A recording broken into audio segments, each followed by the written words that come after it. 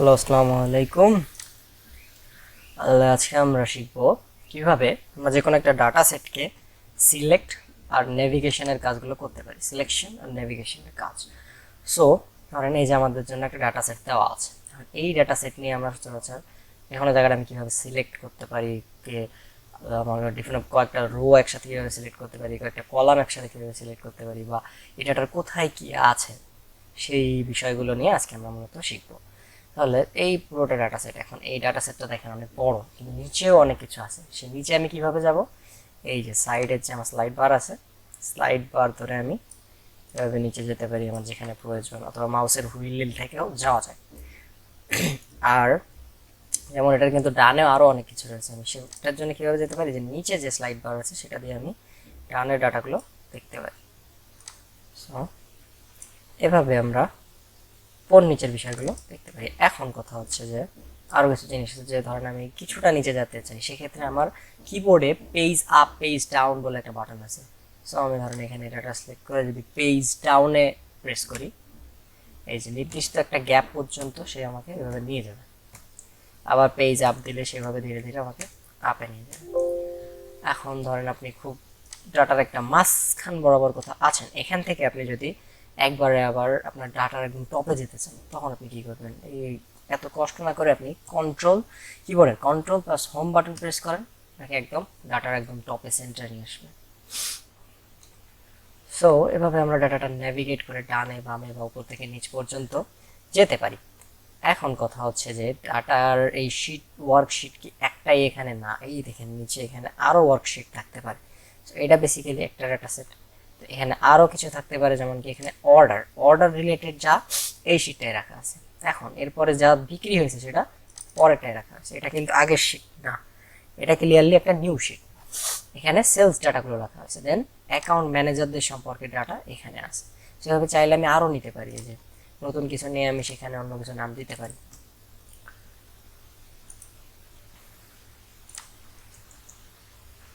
এভাবে চাইলে অনেকগুলো রাখা যায়। দেন আমি চাইলে কোনো সেল ডিলিটও করতে পারি। তো এখন কথা হচ্ছে যেটা, যে এখন ধরেন আমরা কোনো কিছু সিলেক্ট করতে চাই, যেমন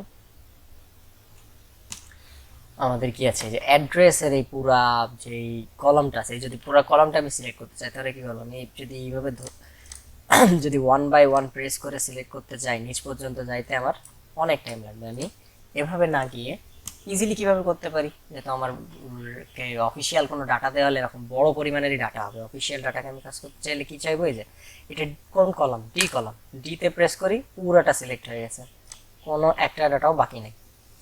সো আমি রো চাইলে সেম ভাবে, যদি আমার 6 নম্বর রো চাই, জাস্ট 6 ক্লিক করবো। যদি আরও চাই, এখন কথা হচ্ছে যদি মাল্টিপল চাই, খালি ডি সিলেক্ট হলো, আমার যদি ই লাগে, আমি যদি আবার ইতে প্রেস করি, কি হবে? ডি ছেড়ে ইতে চলে আসবে। তাহলে সেক্ষেত্রে কি হবে? ধরেন আপনার ডি থেকে জি পর্যন্ত লাগবে, তখন ডিতে প্রেস করে হোল্ড করে আপনি জি পর্যন্ত টান দেবেন, তাহলে আপনার এই পর্যন্ত সিলেকশন হয়ে গেল। এটা দিলাম। যদি আমার রোর ক্ষেত্রেও লাগে সেম ভাবে, 20 থেকে ধরেন 25, 20 থেকে ধরে 25 পর্যন্ত টানবো।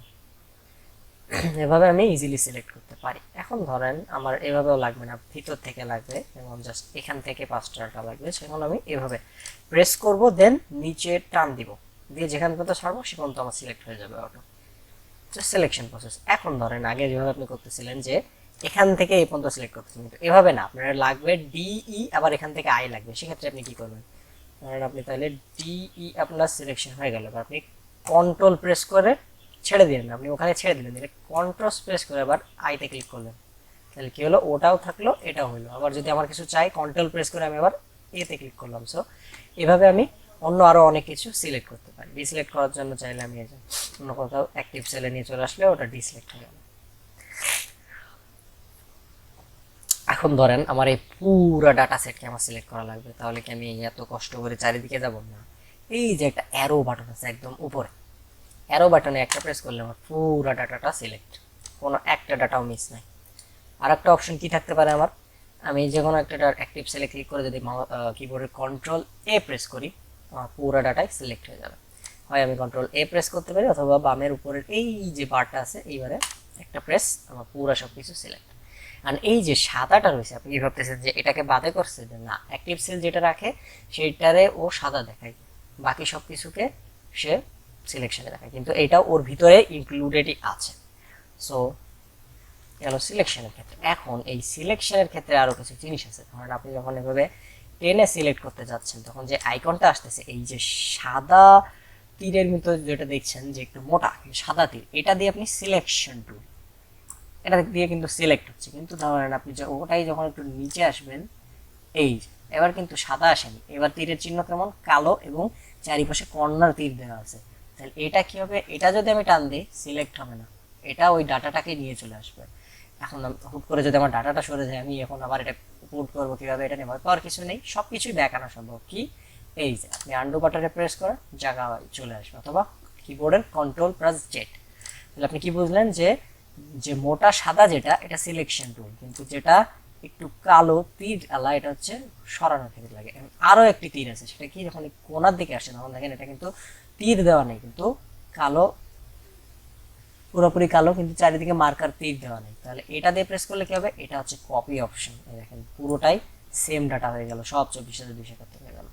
ঠিক করবো কিভাবে, আনডু। সো তাহলে কয়টা তীর আসছে আমাদের, একটা হচ্ছে সাদা, একটা হচ্ছে তীর চারিপাশে তীর দেওয়া কালো, আর একটা হচ্ছে পিওর কালো।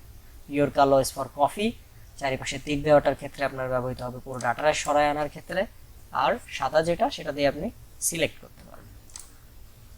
সো বেসিক্যালি আপনি যে কোনো ডাটা সেট নিয়ে কাজ করতে গেলে আপনার বেসিক্যালি এই জিনিসগুলো জানা থাকা দরকার, যে আমার ডাটার নিচে অনেকগুলো ডাটার শিটরা থাকা রাখতে পারে, আমি সেগুলো খেয়াল করবো যেন আমার বাদ না যায়। অ্যান্ড সিলেকশনের ক্ষেত্রে চাইলে পুরো ডাটা সিলেক্ট করতে চাইলে আমি এখান থেকে সিলেক্ট করবো, কন্ট্রোল জেড, অথবা মাল্টিপল কিছু লাগলে আমি সেটা প্রেস করে টেনে নিয়ে করতে পারি। এই বিষয়গুলো আমাদের একদম ডাটা সেট, যে কোনো ডাটা সেট নিয়ে কাজ করার ক্ষেত্রে বেসিক।